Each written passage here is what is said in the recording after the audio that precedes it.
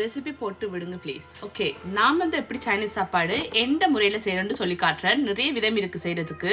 எந்த முறையில் செஞ்சு காட்டுறேன். ஓகே, அதுக்கு தேவையான பொருட்கள் வந்து 3 சிக்கன் பிரெஸ்ட் எடுத்திருக்கிறேன், ஒரு பெரிய வெங்காயம் எடுத்திருக்கிறேன், கார்ன்ஃப்ளவர் 2 டேபிள் ஸ்பூன் எடுத்திருக்கிறேன், பீன்ஸ் ஒரு 10-15 பீன்ஸ் எடுத்திருக்கிறேன், ஒரு பெரிய குடமிளகா, 5 காளான், 2 கேரட். எல்லா மரக்கறியும் நான் ரெடி பண்ணிட்டேன். பீன்ஸை நான் வந்து வெட்ட போகிறதில்ல, சின்னனா முழுசாக தான் போட போகிறேன். குடமிளகா இப்படி வெட்டணும், காளானை வந்து இப்படி வெட்டணும், கேரட்டை வந்து இப்படி வெட்டணும், வெங்காயத்தை கொஞ்சம் பெருசாக வெட்டணுமா. சிக்கன் பிரெஸ்ட்டை வந்து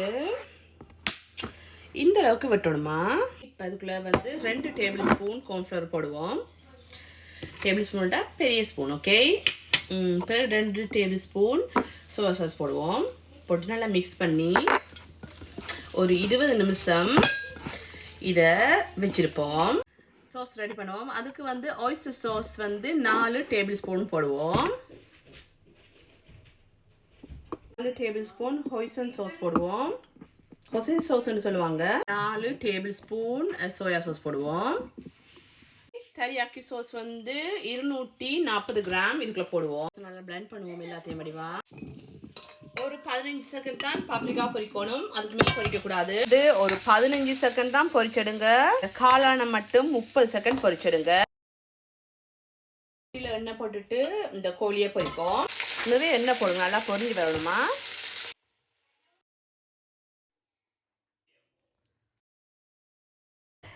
அரவியல் தான் எல்லா மரக்கறியும் பொரிச்சு எடுக்கணும். ஆயிலையும் குக் பண்ணாதீங்க. இந்த கோழி மட்டும் நல்லா பொரிஞ்சு வந்திருக்கணும். சாப்பிடும் போது அந்த க்ரன்ச்சியாக இருக்கணுமா.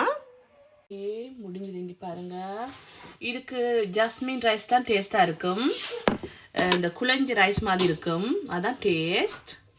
எல்லா மரக்கறியும் வந்து அரவியில் தான் பொரிச்செடுக்கணும், க்ரன்ச்சியாக இருக்கணும் சாப்பிடும்போது, அதுதான் பெஸ்ட்டாக இருக்கும். இங்கே